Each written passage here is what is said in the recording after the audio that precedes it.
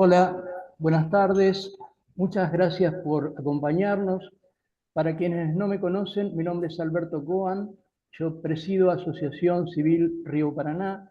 Es una organización de la ciudad de Santa Fe cuyo objetivo principal es la difusión de ideas virtuosas, así como también llevar un poco a la agenda pública aquellos temas que nosotros consideramos importantes y que por ahí es precisamente trascendente poder llevarlo a la discusión, al Sigue. No lo conocimiento voy a hacer por acá. de todas las personas. Les pido por favor que silenciemos los micrófonos a fin de evitar ruidos del exterior. En el 24, Asociación Civil Río Paraná está cumpliendo sus 10 años, así que esperamos particularmente tener una serie de eventos distinguidos, y este es uno de ellos, que forman parte de un ciclo que dimos en llamar 8 de octubre, terrorismo de Hamás. Un poco esa fecha del 8 se refiere a, bueno, de alguna manera, cómo seguimos adelante después de ese horrible atentado que hemos sufrido todos. Eh, bueno, quiero agradecer particularmente a un miembro de nuestra asociación y gran amigo, a Jorge Cohen, quien, digamos, sin su colaboración, este ciclo no podría haber sido completado. Quiero anunciarles que inmediatamente, el evento inmediato siguiente de este tipo de eventos virtuales va a ser el próximo 27 de marzo, donde vamos a tener la presencia de Gabriel Ventasgal, también dentro de este ciclo que hemos llamado 8 de octubre. Bueno, finalmente quiero agradecer también mucho, por supuesto, la participación en este caso del profesor Josh Chaya, quien desinteresadamente colabora en este caso con nuestra asociación. También quiero agradecer la presencia de Michelle Mendeluc, una joven licenciada en Relaciones Exteriores, joven periodista, quien también desinteresadamente colabora con este sitio. Bueno, no quiero llevarle más tiempo. Por favor, Michelle, el evento es tuyo. Adelante, por favor. Muchísimas gracias, Alberto. Bienvenidos a todos a este encuentro que es parte de un ciclo de enorme relevancia para atrevernos a abrir los ojos, a analizar en profundidad no solamente lo ocurrido el 7 de octubre en Israel, sino el después, el ahora. Este ciclo, como bien conocen, se llama 8 del 10, el terrorismo de Hamás, porque no basta con analizar la historia, lo ocurrido antes o durante el mismo 7 de octubre, lo cual es sumamente importante, pero no alcanza. Tenemos que atrevernos a analizar e interpretar el después. ¿Qué nos queda y qué ha causado el terrorismo de Hamás luego de los ataques sangrientos que tanto sufrimos? Y el después es duro, es un luto sofocante, es ver la banalización misma del mal que causa el terrorismo, es soportar la ignorancia o crueldad de quienes buscan justificaciones a las matanzas, secuestros y violaciones, es lamentar aquella enfermedad hereditaria llamada judeofobia que lleva más de 2000 años sin cura y que en su afán de ¿Escuchar? contagio ¿Qué fue? llegó a envenenar las mentes de muchos de nuestros cercanos, colegas y aparentes amigos. Voy a pedir si pueden silenciar sus micrófonos para escuchar de mejor manera. Entonces, bueno, como comentaba, es un luto sofocante, es ver misma la banalización del mal que causa el terrorismo y lamentar, como decíamos, aquella enfermedad hereditaria llamada judeofobia que lleva más de 2000 años sin cura y que ha envenenado las mentes de muchos de nuestros cercanos, colegas y aparentes amigos. Es un después que criminaliza al actor equivocado y enaltece al verdugo. Por eso nos felicito a quienes estamos aquí con el coraje de enfrentarnos a ese después del 7 de octubre e instruirnos para a ese duelo dotarle de una acción valiente y pensada que nos convierta en verdaderos defensores del correcto lado de la historia en esta lucha entre la civilización y la barbarie y que nos permita iluminar al menos una parte del mundo que nos toca. Aprovecho a agradecer a la Asociación Civil Río Paraná que cumple 10 años en su gran labor de difusión de ideas y valores de libertad, democracia y tolerancia, puntualmente a Alberto Cohen, y a Jorge Cohen por la grata convocatoria y su constante dedicación a este tipo de tópicos y desafíos tan relevantes. Y ahora sí, es el momento de presentar y honrar a nuestro primer orador del ciclo, a George Chaya. Como bien saben, hablamos de un analista político internacional, un verdadero experto en seguridad nacional, asuntos de Oriente Medio y mundo islámico, periodista en medios internacionales, un académico de renombre y extensa trayectoria que vale la pena escuchar y aprovechar. Luego de su exposición habrá espacio para preguntas puntuales sobre tópicos presentados que puedan ir escribiendo en el chat de este Zoom. George, le doy la palabra. Muchísimas gracias. Muchas gracias, Michelle, muy amable. En principio, permítame agradecer a las autoridades de la asociación, agradecer la invitación, la convocatoria y, por supuesto, un agradecimiento especial para un gran referente en mi vida profesional y también personal, un gran amigo, el señor Jorge Cohen y toda la familia Cohen. Y efectivamente, sí, lo que nos da cita hoy, ya se ha dicho mucho sobre esto, me parece muy, muy acertado el enfoque de la presentación cuando se menciona el día después y la proyección, el futuro, el horizonte, básicamente ante los eventos de los que mucho se habló, de los que mucho se ha escrito, ha habido ríos de tintas. Yo voy a hoy exponer desde un punto de vista coloquial, trataré de alejarme de la academia para que sea mucho más dinámico esto, pero creo que hay tres puntos básicos que hay que señalar. Y en este sentido, el primer punto es, bueno, el por qué ocurrió. El por qué ocurrió tiene que ver con cuestiones geopolíticas, tiene que ver con cuestiones de expansión de la Revolución Islámica de Irán, con su preeminencia en la región, con la extensión de esa media luna persa que ha llegado al Mediterráneo a través de sus milicias y proxies en Irak, en Siria, en el Yemen, por supuesto, con los hutíes, y desde luego en el Líbano, con Hezbollah, el ejército de ocupación iraní del país. Eso es Hezbollah y hay que definirlo de esa manera. Cuando hablamos de terrorismo tenemos que ser muy claros y definitivamente no hay negociación posible, hay confrontación porque la confrontación es precisamente su leitmotiv. Esto es lo que hace el terrorismo y la forma de tratar con él, primero es reconocerlo y luego es confrontarlo y enfrentarlo y vencerlo de la forma en que se lleven adelante las acciones necesarias para que esto suceda. No existe otra manera. Está probado que en el Medio Oriente este conflicto no es un problema político, territorial, social, económico, ni de naturaleza alguna que tenga que ver con estos puntos o tópicos. Es un conflicto religioso y hay que decirlo con todas las palabras. Básicamente es esto. El mundo árabe islámico, particularmente no quiero decir el pueblo palestino en sentido lato, sino las organizaciones paraestatales y terroristas, en este caso las palestinas, como en su tiempo el Fatah, hoy Hamas, más allá de su confrontación interna con la Autoridad Nacional Palestina, tienen una concepción muy clara. Aquellos que se interesen por el tema pueden ir a su carta fundacional y allí van a tener una explicación muy clara. Yo no voy a extenderme sobre estos puntos, pero es la aniquilación del Estado de Israel, ha sido la exacerbación por todos estos años de lo que yo llamo neojudeofobia, antisemitismo, dicen muchos, pero esto es claro, y tiene que ver con una cuestión fundamentalmente religiosa. ¿Por qué? Básicamente porque el precepto confesional de la fe y de la religión en estos grupos islámicos, políticos y extremos, considera toda la tierra del Islam como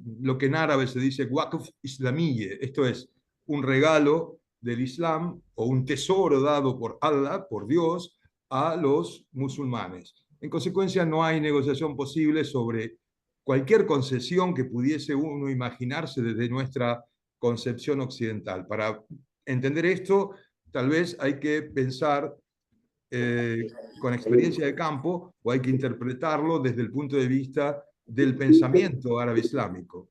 Yo entiendo que muchas personas en los medios, en la media internacional, muchos periodistas y demás, no pueden hacerlo. Pero bueno, es allí donde nos encontramos con toda esta cuestión anti-israelí, disfrazada claramente de antisionismo y demás, pero que no es más que lo que decía anteriormente, un reverdecer y una profundización muy grande, muy peligrosa y muy extensa a nivel comunidad internacional en países centrales de lo que es la neojudeofobia. Y este Waqf Islamiyye, o esta tierra del Islam, no debe ser negociada ni entregada. Allí tenemos un problema religioso. Se ha intentado, insisto, voy por el camino coloquial, no quiero hacer de esto una clase, una academia de relaciones internacionales o de geopolítica. Quiero ser puntual e ir al caso exacto. Se ha intentado por muchos medios, hemos sido testigos a través de la historia, sin retrotraernos mucho en el tiempo, de las negociaciones que se han llevado adelante en materia de lo que se conoció en su tiempo como tierras por paz. Ok, no ha dado resultado. Definitivamente ha sido un fracaso, y en esto hay una realidad que tenemos por delante que nos está mostrando que eso ha sido un camino erróneo. En el ámbito diplomático se han ido en muchas direcciones. Voy a tomar Oslo como punto de partida, desde Oslo hacia el presente.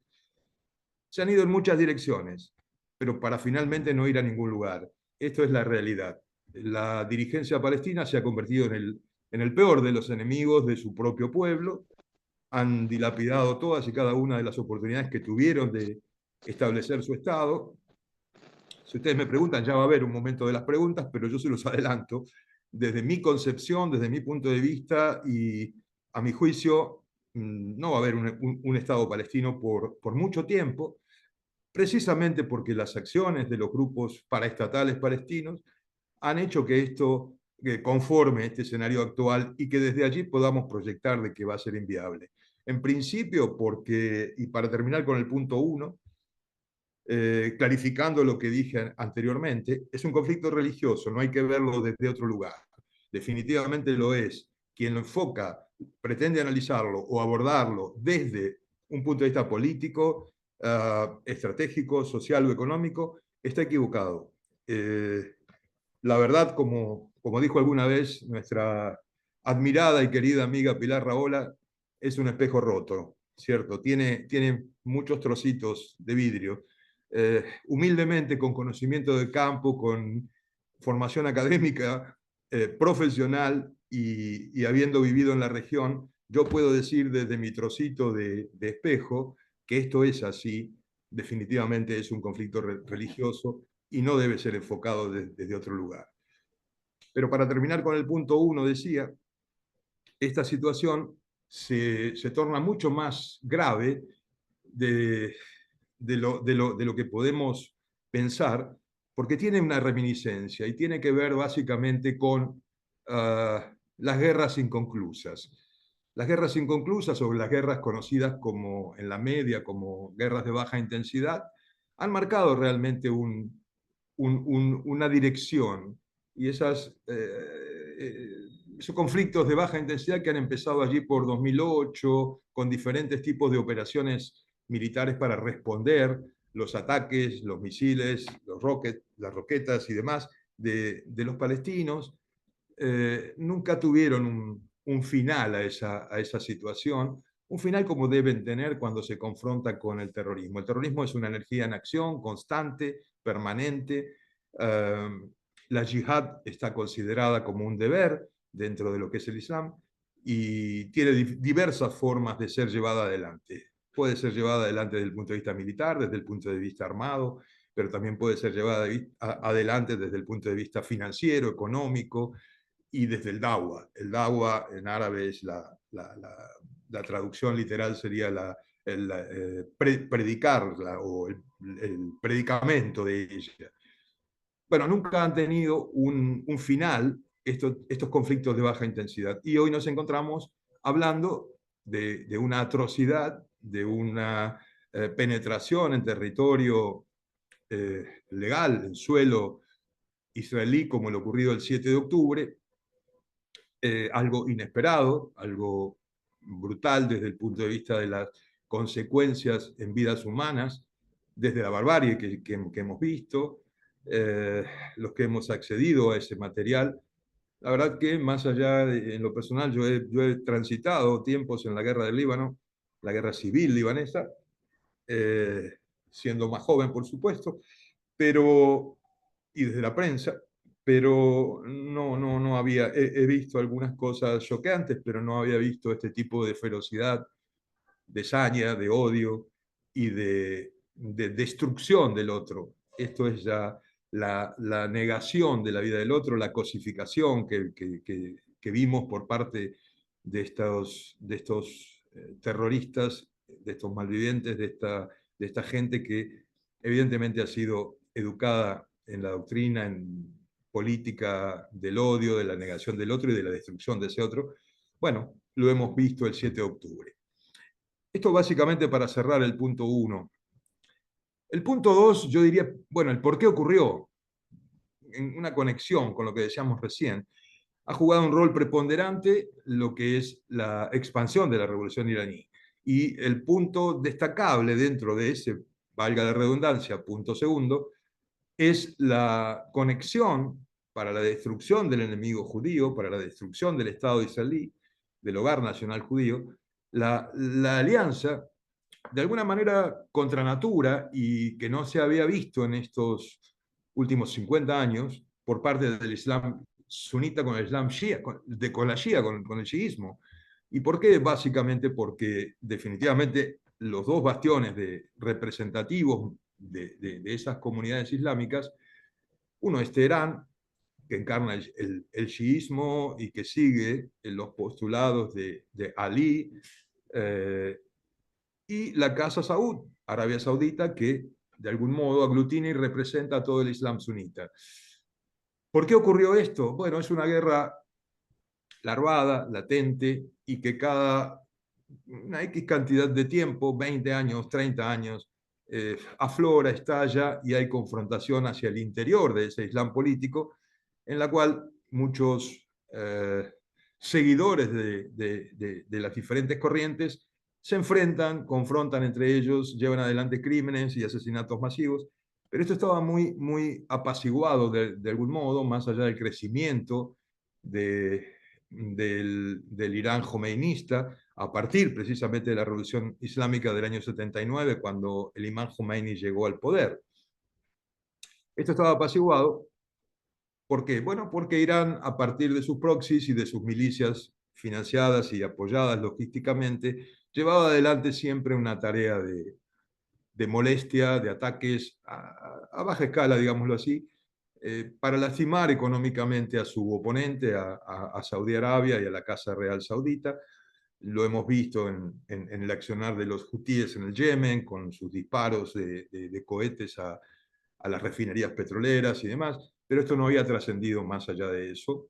Y los aliados de Irán en la región, desde el punto de vista, si lo vemos desde de lo regional, nunca habían excedido a las milicias y a los grupos terroristas, para decirlo en claro, pertenecientes a su propia confesión o en derivados de su confesión, como el caso de los alawitas en Siria, que es una rama y un desprendimiento del Islam chiita, en un sismo que tuvo el Islam hace muchos años, y el clan Assad gobierna Siria hace muchísimos años, y han tenido la ayuda de Irán y de Rusia claramente en su mal llamada primavera árabe, que dio lugar a esa guerra civil siria en la cual miles de millones, miles y cientos, no millones, perdón, pero sí medio millón de personas han perecido.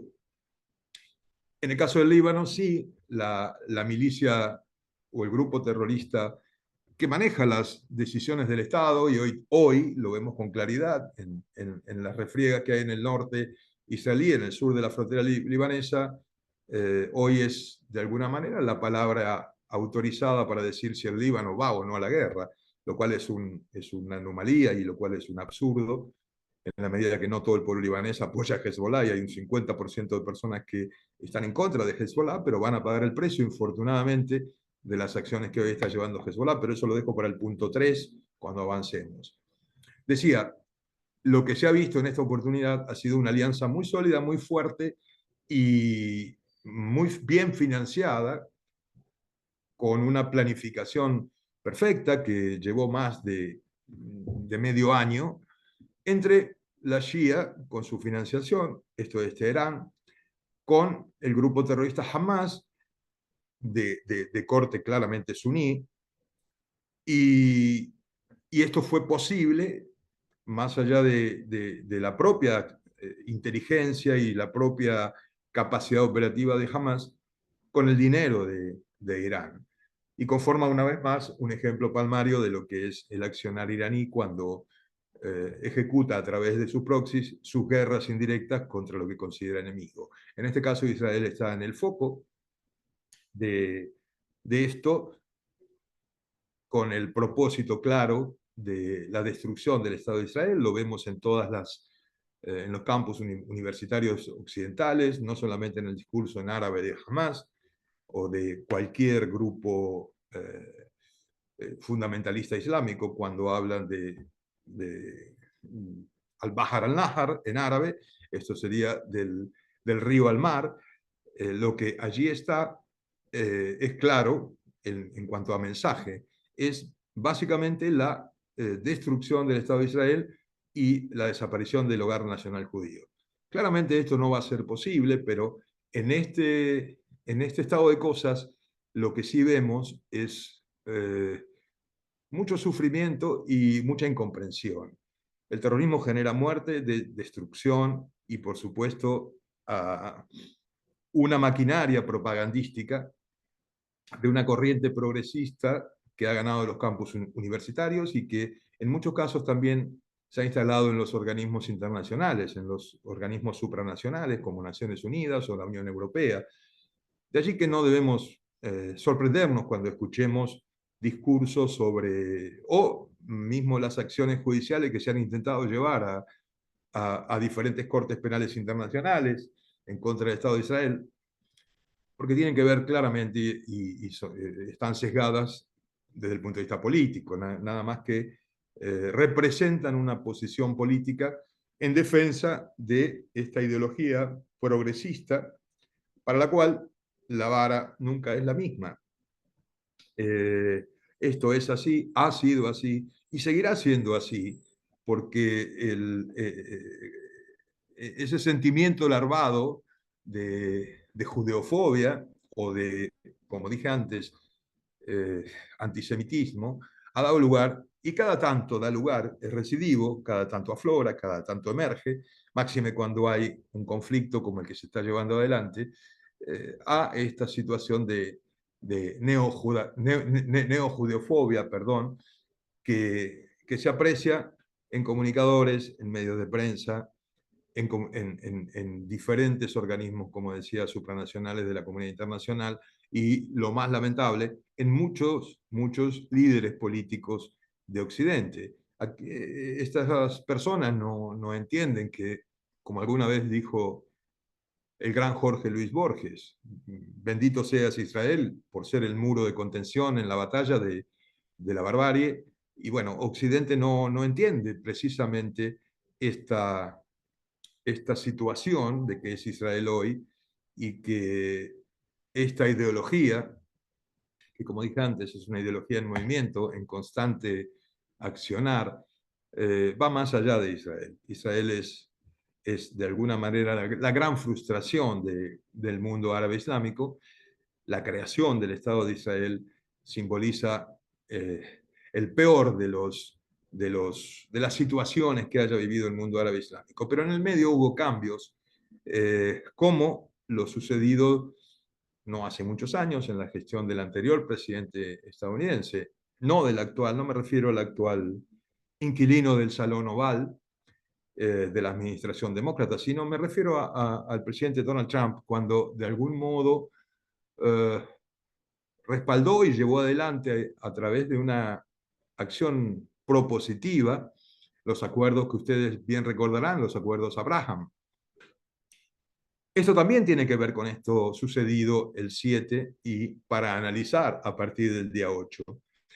¿Por qué? Bueno, porque también en la política y en la estrategia iraní, el accionar de Hamas consideraba a Irán que iba de alguna manera a bloquear, demorar o de algún modo frustrar cualquier tipo de acercamiento y de ampliación en materia de acuerdos a los ya suscriptos con los países del Golfo. Y en rigor, Arabia Saudita sigue cercano a una firma de esos mismos tratados ya firmados por otros estados árabes que conforman el Consejo de Cooperación de los Países del Golfo, que precisamente es regido por Arabia Saudita. En consecuencia, desde ese lugar, la estrategia iraní ha fracasado, no van a impedir esto. Va a haber movimientos internacionales también, claramente estamos muy cercanos a unas elecciones en los Estados Unidos, donde seguramente vaya a haber cambios. Esto es una expresión y una opinión personal. A mi juicio, el presidente Biden va a ser un presidente de un solo mandato. Creo que va a haber una renovación y muy probablemente un cambio en la línea de gobierno estadounidense. Más allá de que los demócratas han demostrado, ante una situación que no les permitió otra cintura política, apoyo a Israel ante esta barbarie y este ataque injustificado, por cierto. Las acciones militares sobre el terreno en Gaza, bueno, se ha dicho mucho sobre eso, han sido las correctas, las de una respuesta militar adecuada, más allá de las críticas internacionales en materia de proporcionalidad y cuestiones que tienen que ver a un aspecto de doctrina penal, diría yo, aplicadas al derecho internacional. Pero nada nada nos muestra en esta situación de operaciones militares que haya habido la barbarie que sí hubo y que sí hemos visto, los que pudimos accesar esa información, en la incursión del Hamas sobre los kibutzines y sobre el territorio israelí.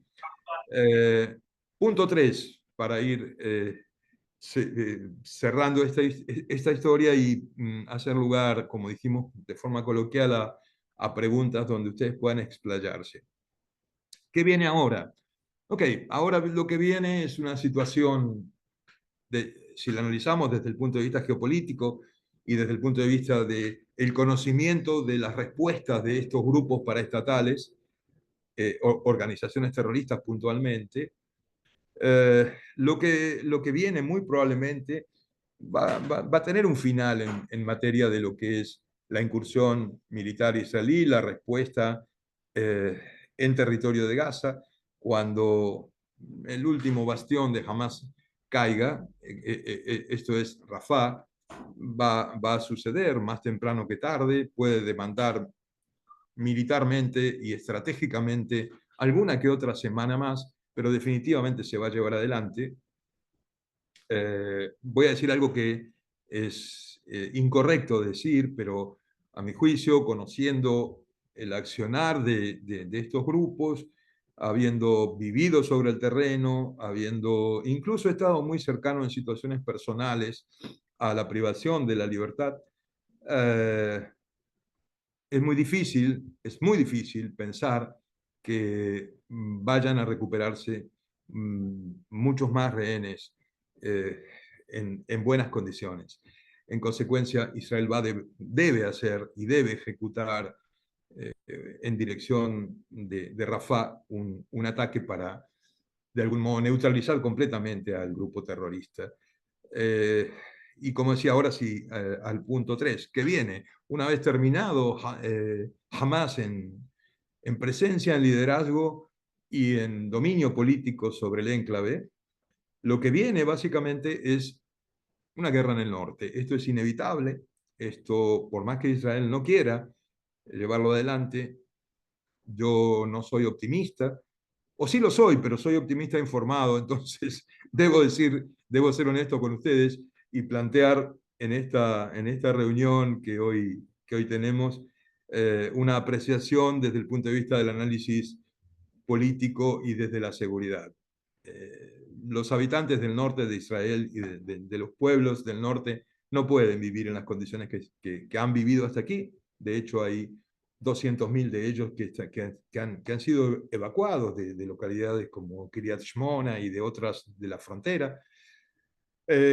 Los contingentes de Naciones Unidas han fracasado claramente en lo que es la línea azul, así se denomina desde el punto de vista del derecho internacional a lo que es conocido como frontera entre Líbano e Israel. No ha sido trazada una frontera legal reconocida por ambos estados por una cuestión de desacuerdo. En consecuencia, Naciones Unidas delineó lo que denominó línea azul, que hace las veces de esa frontera. Esto, Naciones Unidas ha fracasado allí en cuanto a la preservación de la seguridad. En consecuencia, no hay que esperar que esta crisis fronteriza del norte de Israel, del sur del Líbano, se pueda morigerar, se pueda arreglar, más allá del enviado francés, más allá de las conversaciones que se han llevado ya adelante en Beirut. Hezbollah hoy gobierna el Líbano, el gobierno libanés, el ejército libanés, las fuerzas de seguridad libanesas no pueden hacer nada, básicamente porque no tienen capacidad ni política ni militar para responder a Hezbollah.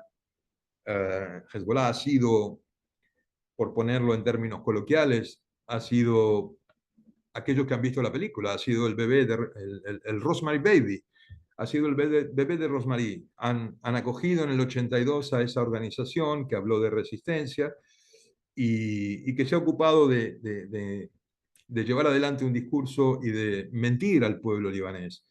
Pero ese discurso ha sido incrustado en el cerebro y en las venas y en la sangre de muchos libaneses e infortunadamente han sido víctimas de esa mentira.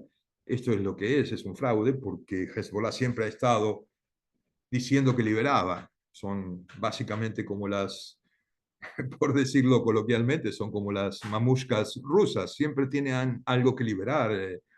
Hassan Nasrallah, siempre hay algo más por liberar. Y en realidad, lo que los libaneses tienen es que liberarse de esa ideología perversa y de esa opresión que los hace vivir muchos años en el pasado y los hace transitar una situación económica, social, patética, y que los ha llevado a la destrucción en distintos y diversos actos que en todos ellos está detrás Hezbollah. Por decir un caso y citarlo, sin que haya habido una guerra con Israel, el caso de la explosión en 2020, agosto de 2020, en el puerto de Beirut,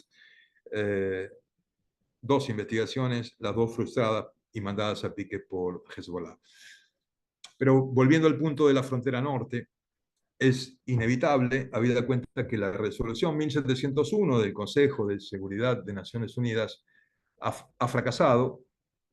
Hezbollah la ha mandado a pique, no la ha reconocido, tanto igual como una anterior, la 1559, pero la resolución 1701 en particular tiene una característica muy, muy puntual.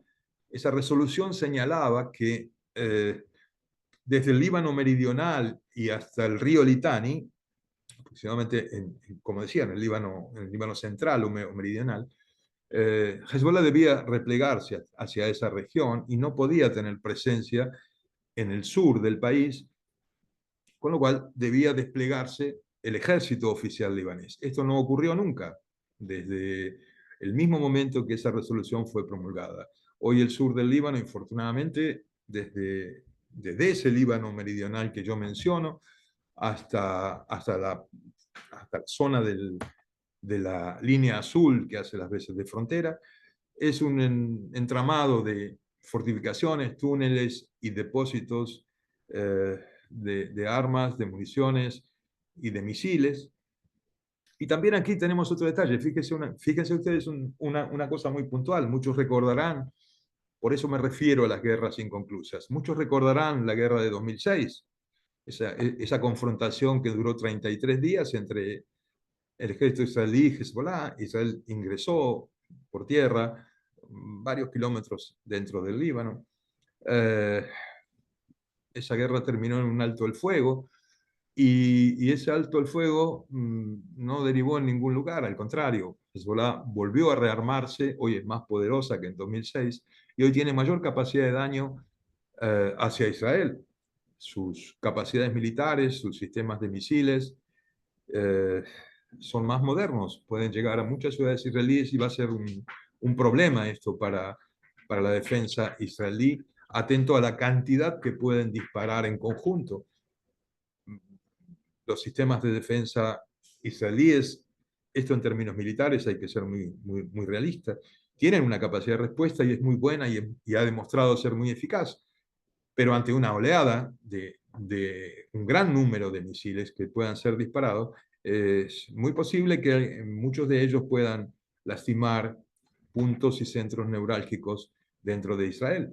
Esto el gobierno israelí lo sabe, de allí es que esta guerra de Gaza abrió este intercambio de fuego intermitente y constante que lleva ya 3-4 meses desde que Hezbollah empezó a disparar sobre Israel. En consecuencia, infortunadamente, como decíamos, siendo optimistas e informados, yo creo fehacientemente que va a haber una confrontación, no puede no suceder, en la medida que Israel tiene que procurar la seguridad de sus fronteras y, por supuesto, la seguridad de sus ciudadanos. Y esto no va a estar dado en la medida que Hezbollah tenga capacidad operativa en toda esa región del Líbano Sur, desde el Líbano meridional hacia ese sur que mencionábamos. Si continúa con capacidades operativas y con sus almacenes de armas y municiones y emplazamientos de cohetes que están en capacidad de lanzar. Así que lo que tenemos por delante es muy probable, es altamente posible que esto ocurra, que una vez terminadas las acciones, ¿por qué no está ocurriendo hoy? Básicamente por no división de fuerzas, y es una estrategia militar muy antigua. De hecho, ha sido reconocida por altos jefes militares israelíes, no dividir fuerzas, terminar con un foco de belicosidad compleja. No se olviden ustedes que el ejército israelí nunca había entrado en una guerra como la que se está llevando adelante en el enclave, en la franja de Gaza. Los antecedentes militares que existían de los últimos años, básicamente habían sucedido en Irak, y los estadounidenses tuvieron pérdidas muchísimo más graves que las que tuvo Israel en el combate urbano, ingresando a distintas ciudades de Gaza o a distintos poblados y aldeas de Gaza. Irak fue muy costoso para los estadounidenses. Israel supo manejar esto de mejor manera o en mejor forma, y a este escenario pudo superarlo, por decirlo de algún modo, con muy pocas bajas en consideración, más allá de que estamos hablando de una guerra y estamos hablando del tecnicismo de lo que significa una guerra y de las bajas. Las bajas son personas, son seres humanos, y son motivo de dolor, de pesadumbre y de mucha tristeza para muchas familias. Pero lo ocurrido en Fallujah, por ejemplo, en Irak, durante la incursión estadounidense en Irak, fue muchísimo más grave en pérdida de vidas humanas de soldados estadounidenses que lo que está sucediendo o lo que ha sucedido hasta aquí en Gaza.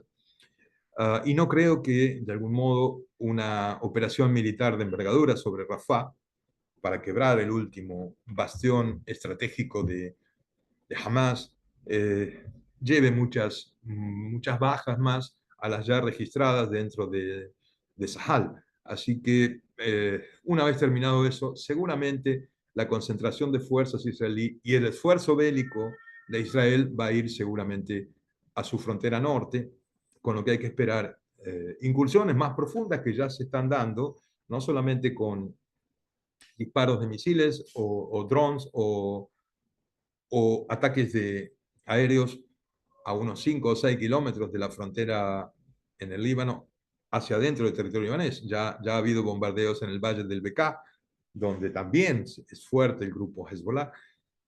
De manera que lo que viene es básicamente una confrontación que va a ser mucho más fuerte que la sucedida en 2006, por capacidad de respuesta de Hezbollah y por supuesto porque Israel va a ir con más fuerza que la que Hezbollah cree seguramente hacia el Líbano. Esto desde el punto de vista de una proyección cercana. Juegan muchos aspectos también dentro de la comunidad internacional.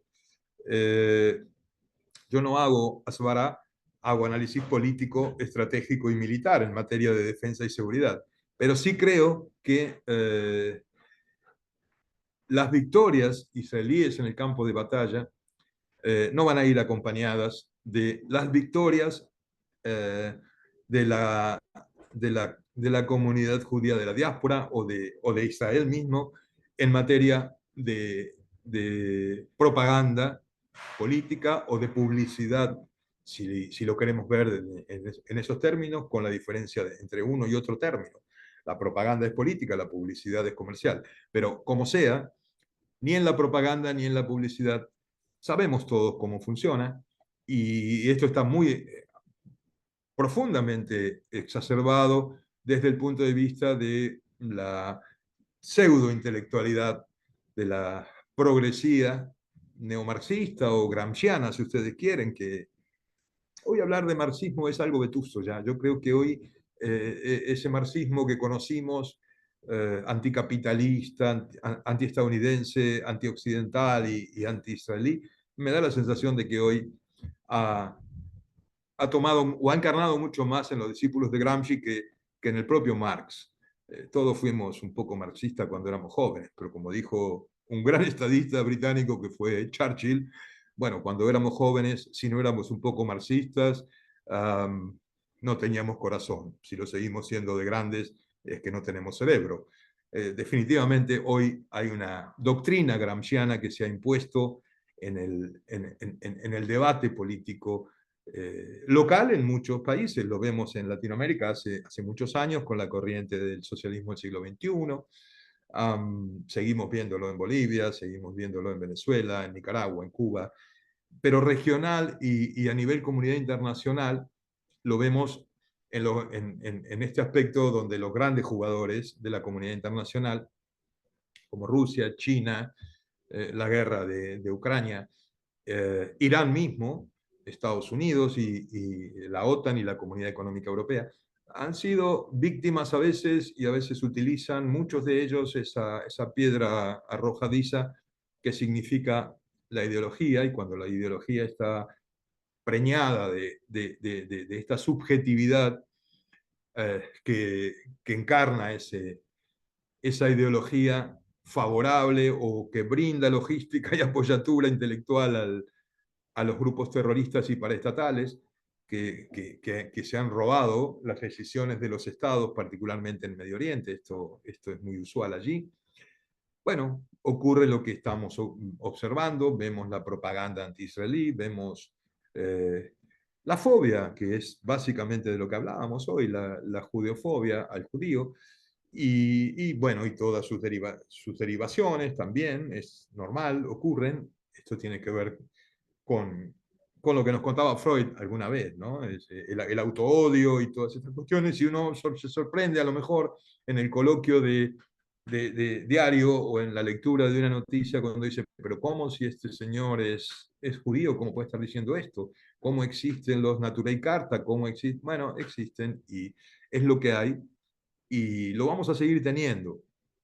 Por eso Israel no tiene que medir situaciones en materia de construir algo que va a ser imposible, la aceptación. La aceptación del Estado de Israel va a ser negada constantemente dentro del mundo árabe. Esto es una realidad. Ahora, esto no indica o no implica a que los tratados suscritos con los primeros, aquellos que ustedes recordarán, el caso de Egipto, Jordania, donde todavía se mantiene la paz, una paz fría, pero es paz al fin. Bueno, se ha avanzado con Marruecos en lo que es el Magreb, y se ha avanzado en los estados del Golfo. Y es muy importante porque hoy el mundo árabe proyecta a los próximos 25 años, si contamos por generación, en el mundo árabe se cuenta una generación cada 25 años. Bueno, si contamos por generación, en la próxima generación seguramente en la construcción de la idea que está emanando de este Consejo de Cooperación de los Países del Golfo, Israel tiene otra visión, tiene otra comprensión y tiene otra aceptación.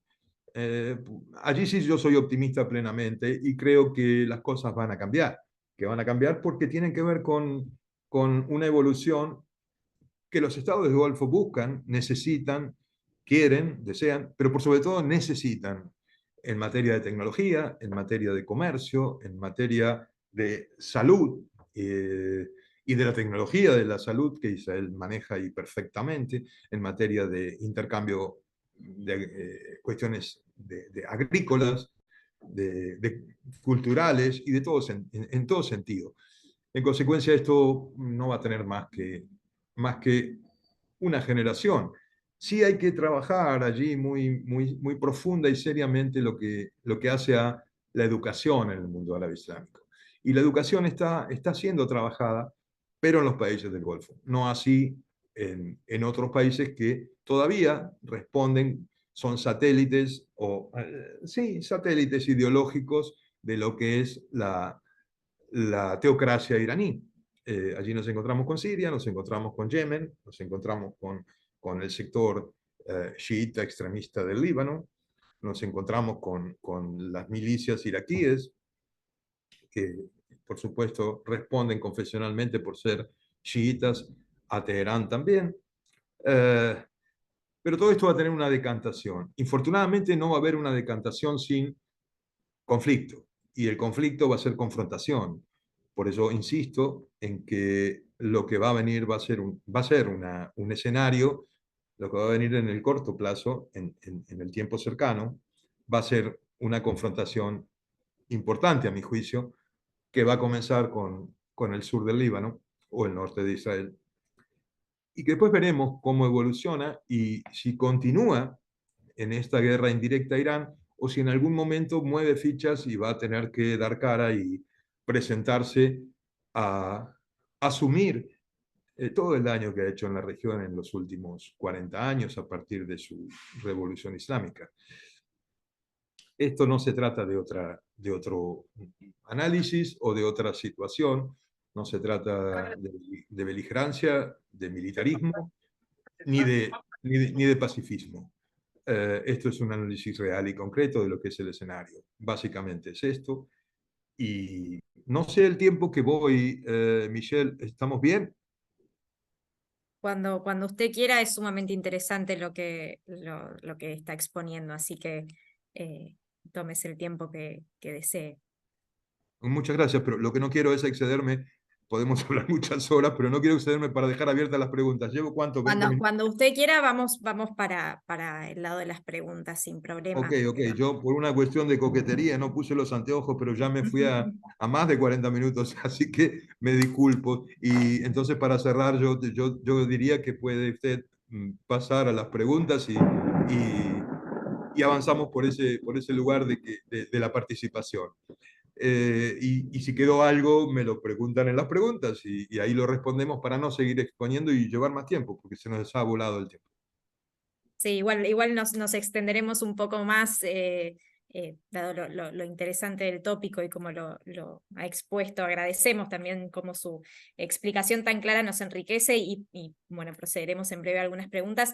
Sí, considero que este tipo de encuentros es de enorme relevancia, ¿no? Vivimos acaso en la era de la banalización del mal del terrorismo y ahí vemos la problemática que bien comentaba George de la propaganda o publicidad anti-israelí. También crecen los movimientos y cantidad de gobiernos incluso que anuncian descaradamente que el pueblo judío de Israel se merece lo que padece, y es preocupante incluso la empatía, ¿no? que se produjo con organizaciones que lamentablemente no todos llaman terroristas, como sucede con Hamas, y claramente es falaz que a esa gente que acusa a Israel, inclusive determinados representantes globales, les interese las víctimas verdaderamente. Nadie de ellos o pocos criminalizan a los ayatolas de Irán o la muerte de hace décadas en Yemen.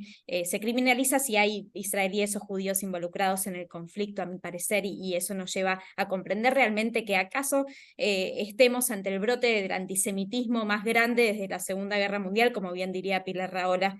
Y bueno, nos sorprende, ¿no? Volver a vivir la indiferencia y la negación que tanto caracterizó el Holocausto. Entonces, sí, creo que ojalá y quiera Dios que solo Él sabe por qué todo esto ha sucedido, ¿no? Finalmente, que el mundo comprenda de una vez por todas que esto no es solamente un tema de judíos o mismo de Israel, que aquella ideología que provocó la muerte de israelíes nos destruye a todos a nivel global, que el 7 de octubre se sufrió tanto como Atocha como el Bataclan, que el antisemitismo define cuán enferma está nuestra sociedad, cuán confundida, fallida, y que atacar a Israel es atacar los valores que este Estado representa y por lo que tanto se ha luchado. Por eso, mediante este encuentro, le ponemos el alma y dedicación a la lucha por un concepto en extinción llamado verdad, ¿no?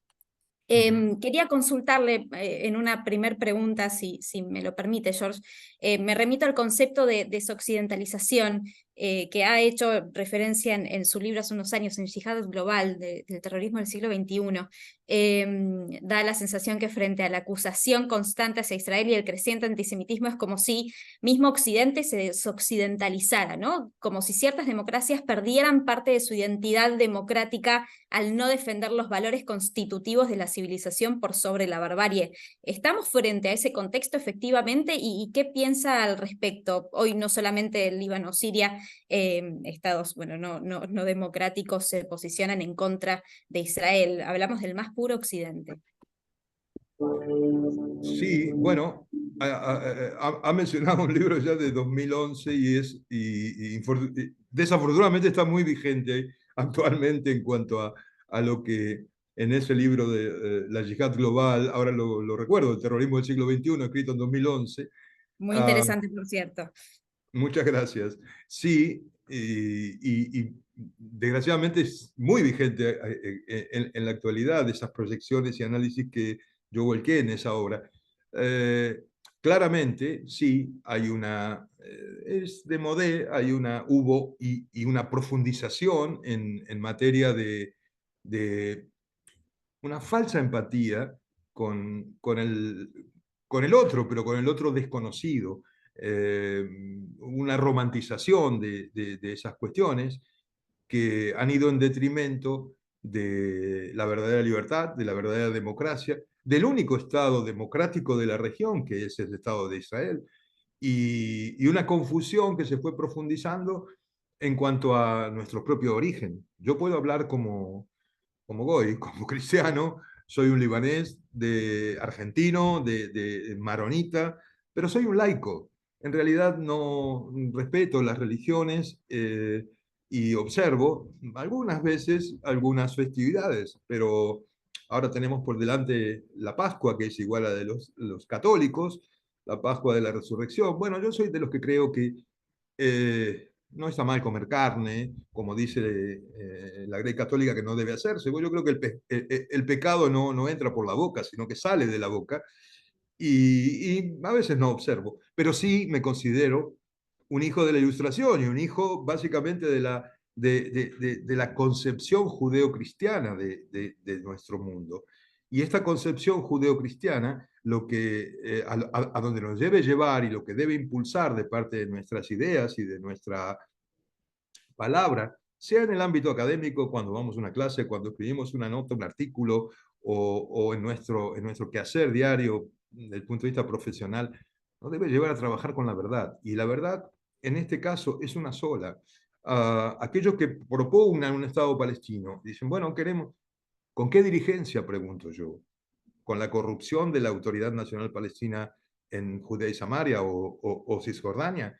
¿Con la gente de Abbas? Todos octogenarios, todos corruptos, que han robado miles de millones de dólares a su propio pueblo. Y yo he estado allí sobre el terreno y no tienen, por decir una cosa que tal vez sea rayana en la vulgaridad, pero donde no han hecho ni siquiera cloacas, Yo he estado en Ramallah, he estado en el Congreso palestino invitado, he estado hablando con ellos. ¿Con qué quieren construir un Estado? ¿Dónde tenemos que estribar nuestra esperanza de decir, ok, los palestinos se van a reformar ahora?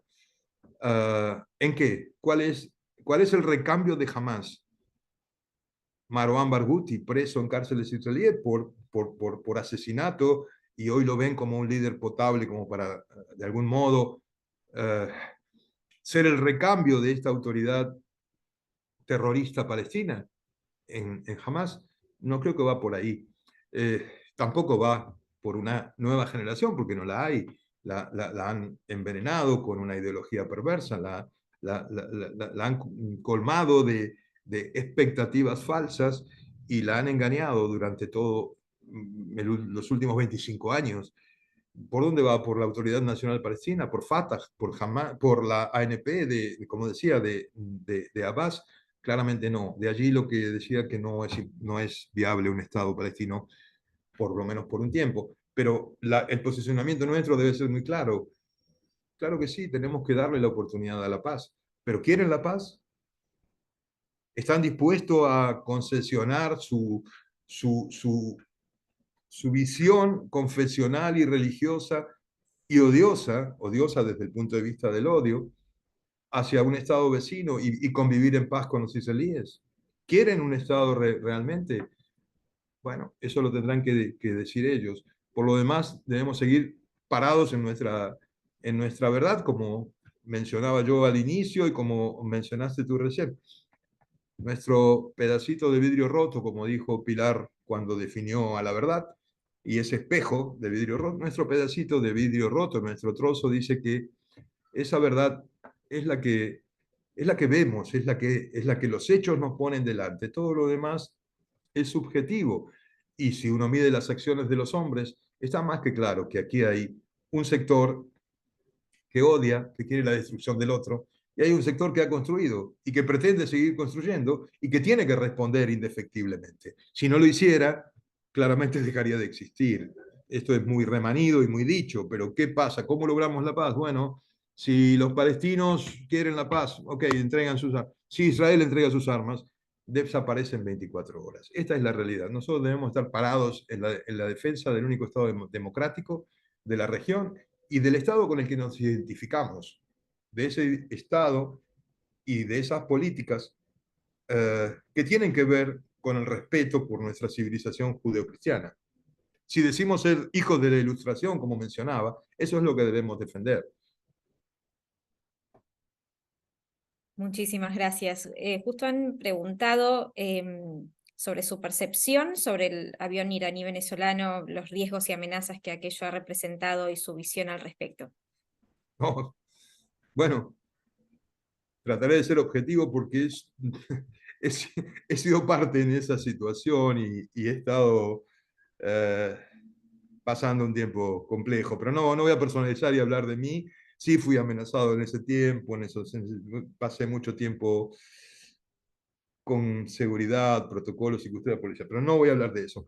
Bueno, me da la sensación de que esto tiene que ver con una estrategia de expansión de lo que hablábamos hoy, de la revolución islámica, que trasciende ya las áreas regionales. Ese avión claramente ya fue desguazado en los Estados Unidos después de haber sido llevado hacia allá por parte de las autoridades federales y de haber permanecido el tiempo que permaneció en la Argentina.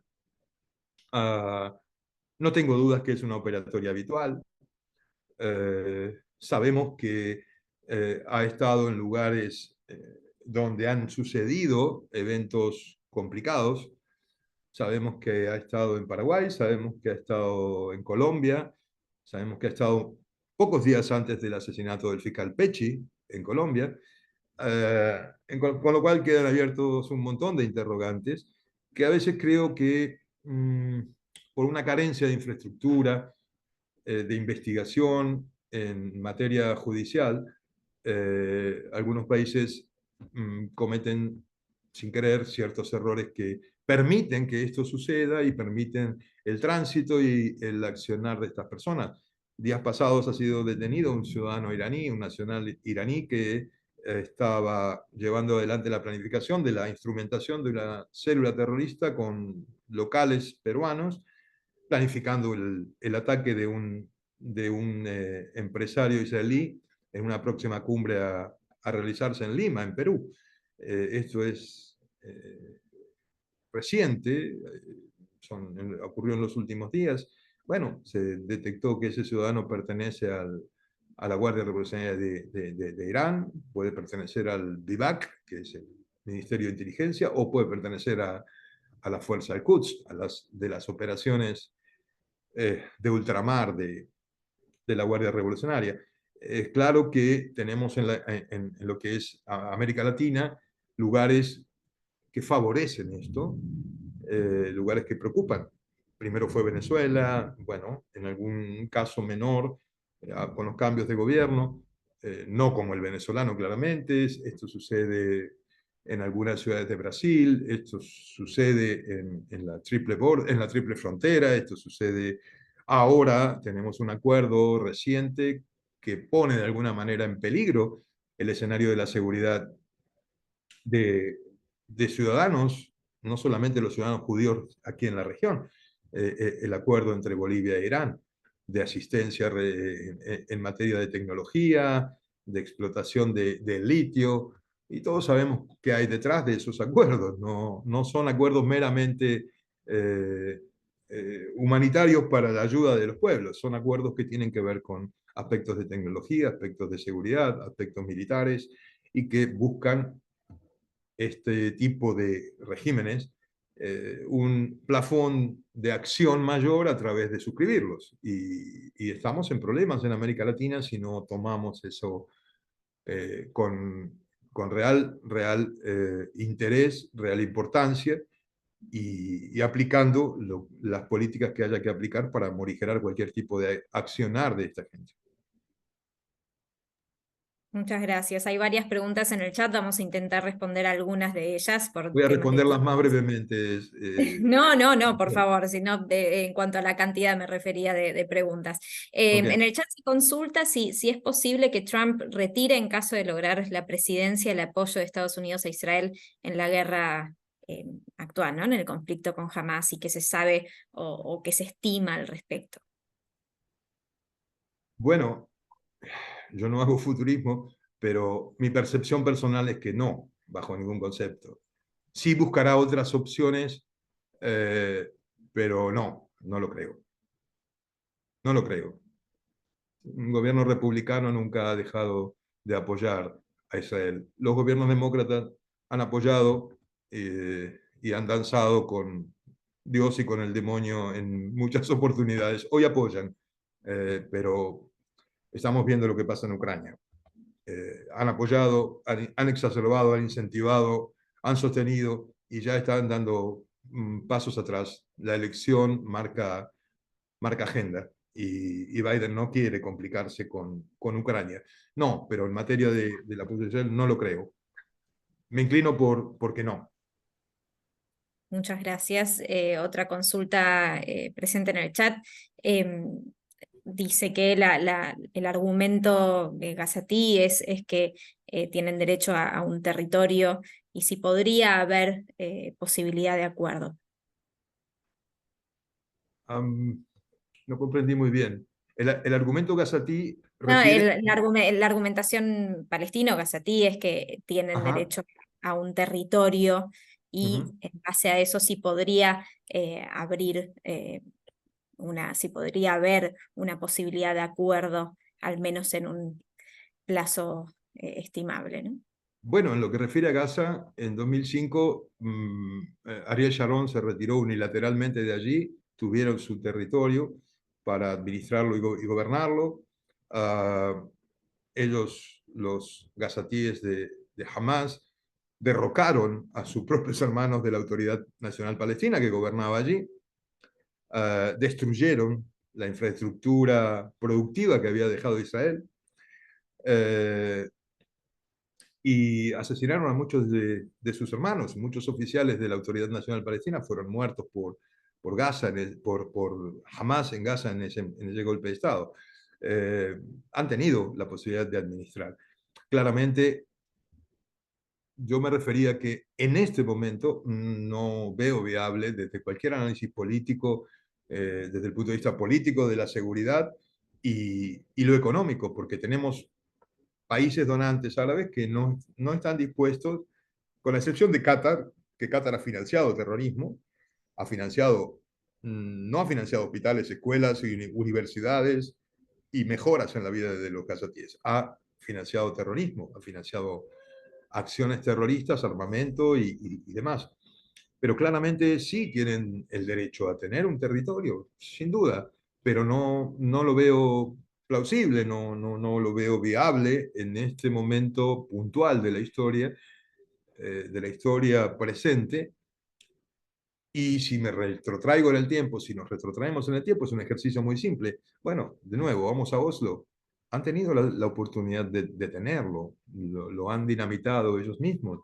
Y claro que sí, habrá que buscar una solución en la comunidad internacional cuando los grupos paraestatales hagan lugar o bien estén fuera de juego o hagan lugar a una decisión racional y digan, ok, convirtámonos en un Estado, dejemos de ser un grupo terrorista paraestatal y vamos a convertirnos en un Estado. Bueno, allí habrá que conectar de alguna manera geográficamente Gaza con Cisjordania, se verá, habrá opciones. Las hubo, en el pasado las hubo, sí, muchas. De hecho, hay hojas de ruta de muchos acercamientos y opciones que se llevaron adelante, no solo en Gaza, sino en la cumbre de Madrid, mucho antes, y han ido todas a pique precisamente por el terrorismo como expresión política y la violencia que eso ha llevado, ¿no?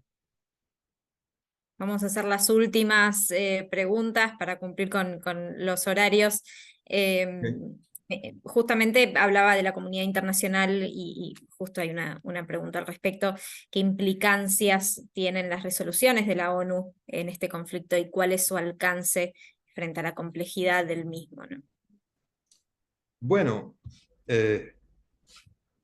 la búsqueda de los efectos, o sea, los efectos buscados por parte de las resoluciones han sido muy loables. Los resultados obtenidos han sido patéticos. Y esto en función de que la ONU como organismo supranacional y varios organismos supranacionales, exceptuó la OEA, muy bien conducida por un gran hombre uruguayo, pero aún la Comunidad Económica Europea hoy han sido de algún modo cooptadas por representantes de una ideología tremendamente judeófoba, y si uno analiza los diferentes departamentos de Naciones Unidas, derechos humanos, la mujer, ¿quiénes están allí? Demócratas, personas respetuosas por los derechos de la mujer, personas que han levantado la voz cuando asesinaron a las mujeres iraníes que reclamaban llevar su cabello libre, personas que han levantado la voz cuando vimos el 7, el 8 y los días que continuaron en octubre a babies israelíes quemados en un microondas. No, ninguno de ellos levantó la voz. En consecuencia, las resoluciones de Naciones Unidas, hasta aquí, ojalá esto cambie, han sido nada más que expresiones de deseos, en algunos casos de buena voluntad, y en otros casos de una hipocresía absoluta, que no han valido más que el papel y diría, para agregar, la tinta con la que se han firmado, pero los hechos demuestran que se convirtieron en papel mojado, que no han sido cumplidas. Y no han sido cumplidas siempre por los mismos grupos. Entonces tenemos que aprender que a veces siempre la vía diplomática debe estar abierta, debe ser la primera, pero todas las opciones deben estar sobre la mesa. Y al que cumple, el premio. Al que no cumple, el castigo. Una última consulta, George, has hecho una diferenciación en publicaciones anteriores entre el Islam puro y el islamismo militante radicalizado.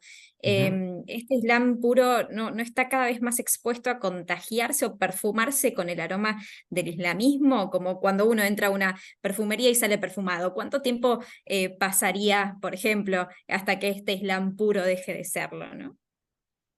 bueno, estamos en un problema grave que en los últimos 25 años, o 30 tal vez, esa puja. Primero, hay que señalar que hay musulmanes que tienen toda la intención de llevar adelante su fe en paz. Pero, infortunadamente, los grupos islamistas, por eso hay que hacer la diferencia cuando uno habla del Islam y del islamismo. El islamismo radical militante es lo que hablaba al inicio de la charla, es una dinámica, es una ideología en acción constante y absoluta, en busca del jihad, de acabar con todo aquello que para ellos simboliza la decadencia, la corrupción occidental o la representación del mal del capitalismo, del imperialismo estadounidense o del sionismo israelí y judío. Pero sí es cierto que hay muchos musulmanes que quieren profesar su religión en paz.